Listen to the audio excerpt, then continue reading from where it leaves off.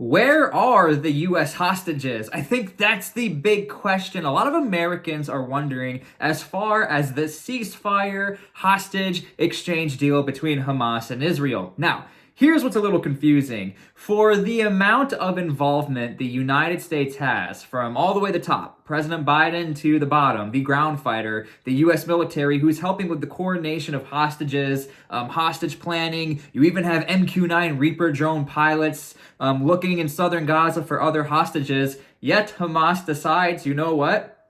We are going to release only Israeli hostages. And that's a great thing. It's great that hostages are released, but I think there was a little bit of misconception on the involvement with the United States and whether or not it had anything to do if we were going to get any hostages back. Now, as it stands, President Biden did make a statement.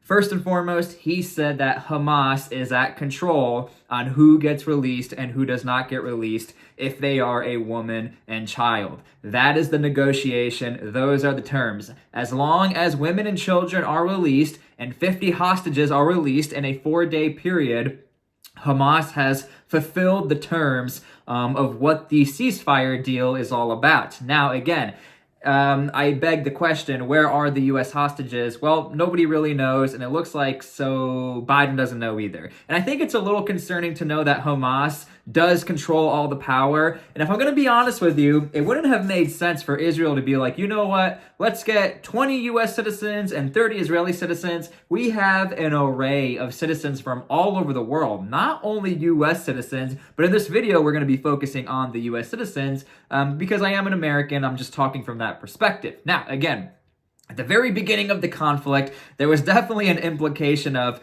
a lot of U.S. assets are going into helping Israel with the hostages, whether finding hostages on the ground or surveilling from the sky. Right now, there is a position of no one can really track these hostages for the next 4 days if there was some sort of sense of where they were. And what I mean by that is we know that the United States, again, we have evidence of it from the drones watching from above on southern Gaza. It looks like the United States was just looking and helping Israel as far as air assets. Now, the implication of the United States possibly being on the ground, not confirmed, unconfirmed. I'm not going to say that they were on the ground. But again, the CIA director was in Israel to go talk to Israel about hostages. There was already confirmation from the State Department that you have quote-unquote special operations out there, which could be in the capacity of Delta Force, or it could be in the capacity of a SEAL Team 6 group, a hostage rescue group who was working with Israel since October 7th or a little after October 7th to look for hostages. I'm not saying they're boots on the ground in Gaza, but look, anything could happen. We knew that the CIA was boots on the ground in Ukraine 2014. It's been released, so who's to say they're not boots on the ground today in 2023 helping out Israel? Now, again, we might have some disappointment coming in the near future. Understand, Hamas does not like the United States. And if Hamas knows they can get something from the U.S., why are they going to give up U.S. hostages? To me, every human soul is just as important to the other one. But to Hamas, they know there is a hierarchy. Unfortunately, this is how war and conflict goes, and this is why this is a very destructive process.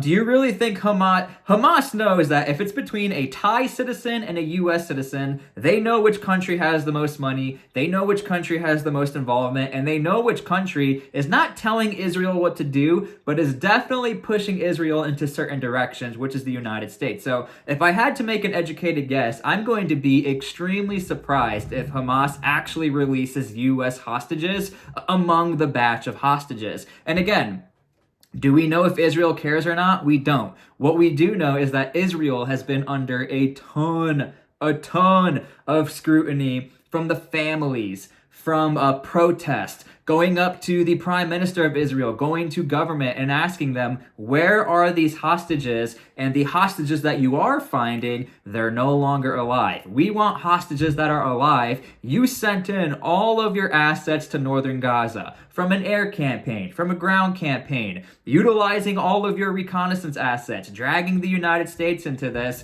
and yet you have nothing to show for. I'm not the one saying this. This is the tone of the family members who, they're talking about this and they're very direct with the prime minister. This is the absolute speculation and probably the biggest reason as to why Israel had absolutely zero choice but to do this deal. Now, I'm also a little surprised Israel is actually getting 50 hostages because Hamas has another weird little dangle in front of them, a little bit of motivation, if you will, to release more hostages. Hamas was notified that for every 10 more hostages, you will get an extra day of ceasefire. So the ball is actually back in Hamas's court, but nonetheless, right now, we have had a successful day one for the most part. Hostages have been released. A really odd thing about this hostage exchange is that the hostages actually go from Gaza, Palestine, into Egypt, back into Israel. Now, I cannot find the details as to why the hostages don't go from Gaza straight into Israel, but we do know the route of passage is, again, Gaza, Egypt to Israel. Something else that I want to point out, there's been a lot of home videos that have been confirmed of Palestinians actually cheering and chanting and happy that the hostages are actually leaving. Now, there's a couple of ways to take this. Number one, maybe they're happy because they're saved. They're thankful that there was a negotiation between Hamas and the rest of the world, Israel, or they're just cheering on that, we got you. There's a couple of narratives here, but if you guys want to go look that up, I can neither confirm how exactly the Palestinians are feeling, whether or not they're happy that the hostages are being released or they're mad the hostages are being released. Nonetheless, I would say actually the biggest winner of all of this is probably the Palestinians. I mean, now you can sleep peacefully. For one night, you can finally sleep at peace. You don't have to look up in the sky. You don't have to clinch everywhere you go. You can walk freely in your own country. Right now, the terms and deal is you need fuel trucks to flood through. You need food trucks to flood through. You need all humanitarian aid up into northern Gaza and southern Gaza. Those are the terms. That's the deal. In my opinion, many people would think, you know what, Israel, they're the winners, and Palestine, Hamas, they're the winners. They get the prisoners and the hostages. Nah, I truly think that the Palestinians, they're the ones who really are getting the best deal out of this. They finally get some peace. They can go back and visit. Maybe their home is still there. Maybe it's not. They can go talk amongst themselves, and they can be free for a few days. Those are the terms.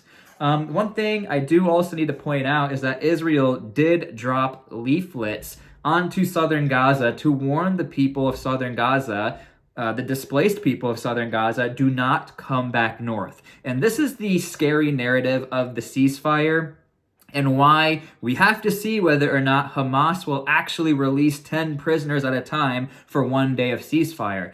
The reason for this is because Israel has been a little reluctant, if you will, to do this ceasefire. It already took a lot of pulling and twisting of arms to tell Israel, hey, we need you guys on a 4-hour pause daily so civilians can get to where they need to be. It's been a very unsafe campaign. We need you to tone it down. And this is from the perspective of America to Israel. So right now, again, Israel dropped these leaflets and a warning. This is because Israel has already stated that after the ceasefire, after the first minute of the ceasefire, it's on. We do not care. The ceasefire is over. We hope, we can get the rest of the hostages, but it's about to be 110% because look, just hours before the ceasefire, Israel still was relentless. They took out the commander of the Hamas Navy. That's a really big deal. I mean, look, Hamas doesn't have a big Navy, but it was a warning sign that Israel says, you know what, we're still watching you and we are prepared to go. We're following the guidelines even up until the very last minute. There's another report out there that Hamas may have potentially launched a rocket 15 minutes into the ceasefire. This is more so a confirmed, unconfirmed report. I feel a little uncomfortable even talking about it, but that was out there in the narrative. Nonetheless, again, where are the American hostages? Nobody knows. Biden doesn't know. We don't know if they're still alive. We don't know if they're in good health. The only thing that we do know is that Hamas is in control of who gets to go and who doesn't get to go, as long as they are women and children once again.